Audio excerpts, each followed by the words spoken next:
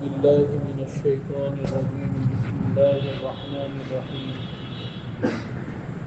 وما أريد أن أخالفكم إلى ما أنهاكم عنه إن أريد إلا الإصلاح ما استطعت وما توفيقي إلا بالله عليه توكلت وإليه أنيب وقد ورد في الخبر عن النبي الصادق الأبر أنه قال كلكم خطاؤون وخير الخطائين التوابون صدق الله العظيم وبلغ رسوله النبي الكريم ونحن على ذلك لمن الشاهدين والشاكرين والحمد لله رب العالمين.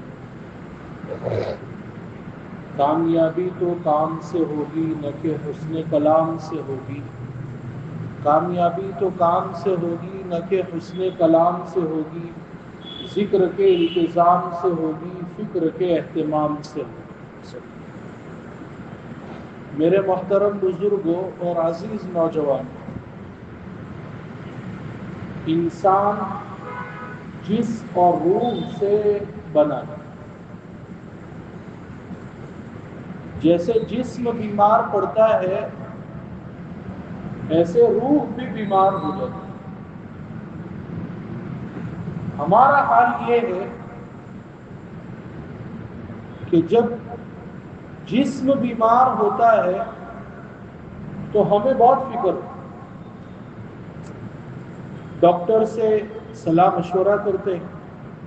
چھوٹی موٹی بیماری ہوتی ہے تو گھر پر ہی علاج کرتے ہیں، اور اگر بڑی بیماری ہوتی ہے تو ہاسپٹل جاتے ہیں.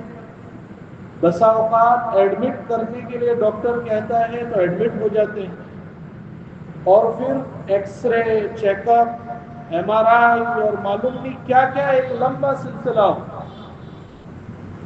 خرچ بھی کرتے ہیں، لاکھوں روپے خرچ کرتے ہیں اور ڈاکٹر کا شکریہ بھی ادا کرتے ہیں. لیکن روح کے معاملے میں ہمارا معاملہ بالکل عجیب. روحانی اعتبار سے ہم انتہائی بیمار، لیکن کبھی فکر ہی نہیں ہوتی کہ میں روحانی ڈاکٹر سے کنسلٹنگ کروں، ان سے پوچھوں کہ مجھے کیا علاج کرنا چاہیے. اور روحانی ہاسپٹل یعنی خانقاہ میں جانا یہ تو بہت دور کی بات ہے. نتیجہ یہ ہے کہ ہماری روح بالکل کمزور ہو چکی ہے. نہ مجھے وہ گناہوں سے روک پاتی ہے اور نہ مجھے طاعات پر کھڑا کر پاتی ہے. اور کوئی فکر نہیں. افسوس تو اس کا ہے، وائے ناکامی متاع کارواں جاتا رہا، کارواں کے دل سے احساس ضیا جاتا رہا. مریض اپنے آپ کو بیمار ہی تصور نہ کرے تو علاج کیسے کرو. ہم میں سے ہر ایک بیمار ہے، بولنے والا بھی بیمار ہے، آپ بھی بیمار ہیں. میں نے اللہ کے رسول صلی اللہ علیہ وسلم کی حدیث پڑھی، اپنی جیب سے بیان نہیں کر رہا ہوں. کلکم خطاؤ، کلکم خطاؤ، سب گنہگار، سب گنہگار، کوئی نہیں بچا ہوا نہیں ہے. انبیاء کے علاوہ معصوم کوئی. وخیر الخطائین التوابون، بہترین گنہگار وہ ہے جو توبہ کرنے والے ہیں. یعنی بہترین بیمار وہ ہے جو ڈاکٹر سے کنسلٹنگ کر کے روحانی ہاسپٹل میں جا کر اپنی بیماری کا چیک اپ کروا کر اس کو صحت میں تبدیل کرنے کی فکر کرتا ہے. یہ میں حدیث ہی کا ترجمہ کر رہا ہوں. وخیر الخطائین، لیکن آج کے زمانے کے اعتبار سے وخیر الخطائین التوابون. ہم میں سے ہر ایک کو فکر ہونی چاہیے. آج کی مجلس کا مقصد یہی کہ ہم میں سے ہر ایک کو جیسے جسمانی اعتبار سے فکر کرتے ہیں، روحانی اعتبار سے بھی فکر کرنی چاہیے، اور روحانی ڈاکٹر یعنی اللہ والوں سے رابطہ کرنا چاہیے. کریں گے انشاءاللہ. اصلاح کرانا فرض ہے، بیعت ہونا فرض نہیں، اصلاح کرانا فرض ہے. اور اگر نہیں تو کم سے کم ڈاکٹروں کی ہدایات پر عمل کریں تاکہ بیماری بڑھے نہیں.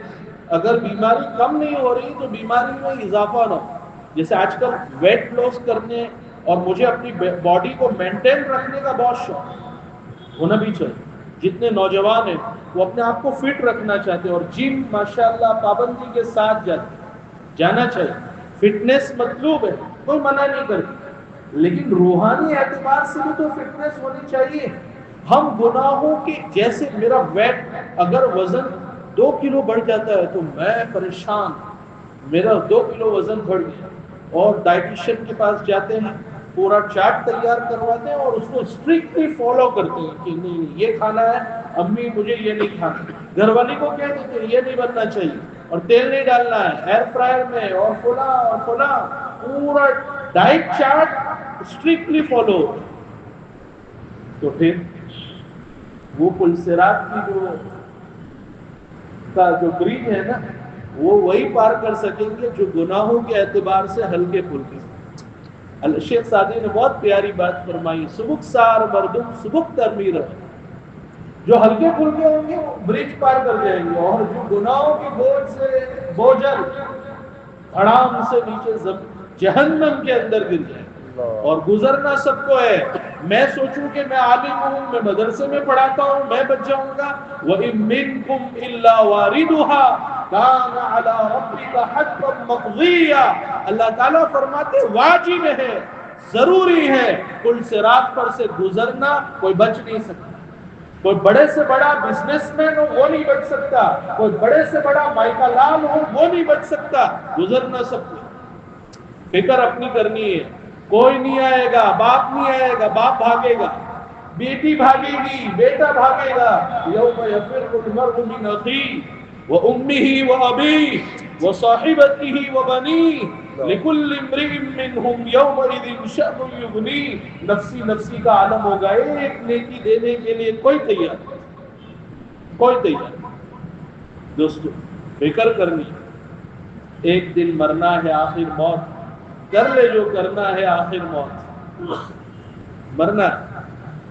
آخرت کی روحانیت کی فکر کرنی ہے. جیسے ڈائٹیشن وہ ڈائٹ چارٹ تیار کر کے دیتا ہے, ہمارے اللہ والے جو اہل دل ہیں, بزرگان دین ہیں, وہ ہماری روحانی ڈائٹ کا چارٹ بھی تیار کر کے دیتے ہیں. ہمارے حضرت مولانا سلیم صاحب گورات دامت برکاتہم العالیہ کا ایک چھوٹا سا رسالہ ہے, اس کا نام ہے اصلاح کا آسان نسخہ. یہ روحانیت کا ڈائٹ چارٹ ہے.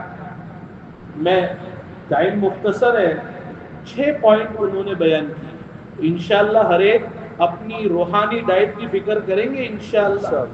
نمبر 1, سب سے پہلے حضرت والا فرماتے ہیں ڈائٹ چارٹ کا پہلا پوائنٹ, اللہ کی ہر نافرمانی سے بچنا. گناہ صغیرہ سے بھی بچنا ہے اور گناہ کبیرہ سے, چھوٹے گناہوں سے بھی اور بڑے گناہوں سے. جاہی گناہوں سے بھی بچنا ہے اور باہی شرمگاہوں کے گناہوں سے بھی بچنا ہے. نگاہ کی بھی حفاظت کرنی ہے, کان کی بھی حفاظت کرنی ہے. آج نگاہوں کو پناہ ملنا مشکل ہے. باہر ہر جگہ عورت کے جلوے, ہر جگہ عورت کے جلوے. مولانا تقی عثمانی صاحب فرماتے ہیں حضرت کہ نگاہوں کو پناہ ملنا مشکل. بیت الخلاء میں جو برش ہے اس پر بھی ایک نیم عوریہ عورت کی تصویر, سائن بورڈ اس پر بھی نیم عوریہ عورت کی تصویر, اخبار کی پرتیاں وہ نیم عوریہ عورتوں کی تصویر سے بھرپور. آپ کہاں سے موبائل آپ جیسے ہی آن کریں گندی تصویریں پہلے آئے. نگاہوں کو پناہ ملنا مشکل.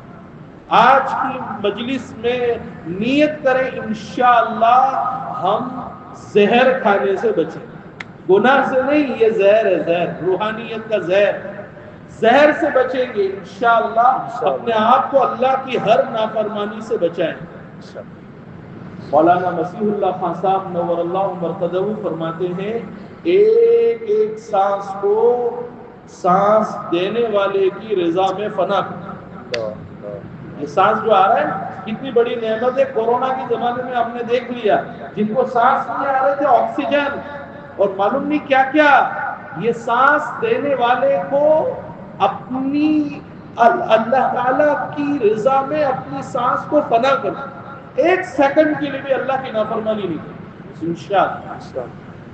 قاضی ثناء اللہ پانی پتی رحمۃ اللہ علیہ نے بہت پیاری بات فرمائی ہے، مچھلی کو سکون اس وقت ملتا ہے جب وہ پانی میں پوری تر ہو، ذرا بھی باہر تو اس کو بے چینی رہتی، پانی سے باہر نکالو، بچپن میں ہم سنتے تھے مچھلی جل کی رانی ہے، جیون اس کا پانی ہے، ہاتھ لگاؤ ڈر جائے، باہر نکالو مر جائے۔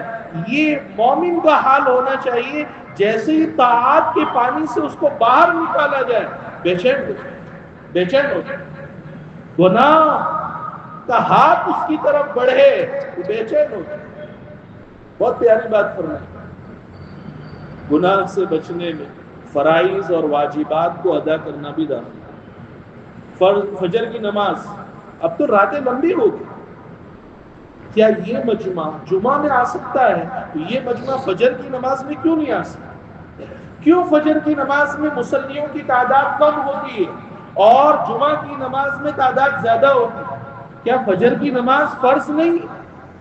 فرائض اور واجبات کو چھوڑنا یہ بھی گناہ میں شامل۔ خالی ہم سمجھتے ہیں زنا کرنا گناہ ہے، چوری کرنا گناہ ہے، شراب پینا گناہ ہے، نہیں، فرض نماز چھوڑنا بھی گناہ ہے۔ اللہ ہم سب کی حفاظت فرمائے، اللہ حفاظت فرمائے۔ لیکن مایوس نہیں ہو، گناہ ہوگا، انسان ہے نا، گناہ ہوگا، لیکن گناہ کرنے کے بعد پڑے نہیں رہنا ہے، فوراً کھڑے ہونا اور توبہ کرنی، اللہ سے معافی مانگنی۔ شاہ وسیع اللہ صاحب رحمۃ اللہ علیہ فرماتے ہیں، ہم نے اس طرح سے کی ہے من طے کی، ہم نے طے اس طرح سے منزلیں، گر پڑے گر کر اٹھے اٹھ کر چلے، گر پڑے گناہ ہو جائے، گر کر اٹھے اٹھ کر چلے، انشاءاللہ ایک نہ ایک دن منزل پر پہنچ کر رہے، انشاءاللہ۔ گناہ ہو جائے گا، شیطان نفس پیچھے پڑا ہوا ہے، وہ تو گناہ کروائے گا، لیکن توبہ کرنی ہے انشاءاللہ۔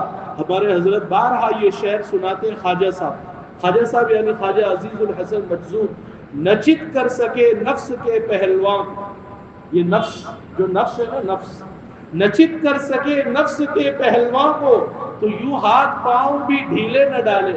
وہ رنگ میں جو باکسنگ کھیلتے ہیں، اگر کوئی ایک مرتبہ گرا تو وہ پچھڑا ہوا نہیں رہتا، وہ فوراً کھڑا ہوتا ہے۔ نچت کر سکے نفس کے پہلوان کو تو یوں ہاتھ پاؤں بھی ڈھیلے نہ ڈالے، ارے اس سے کشتی تو ہے عمر بھر کی۔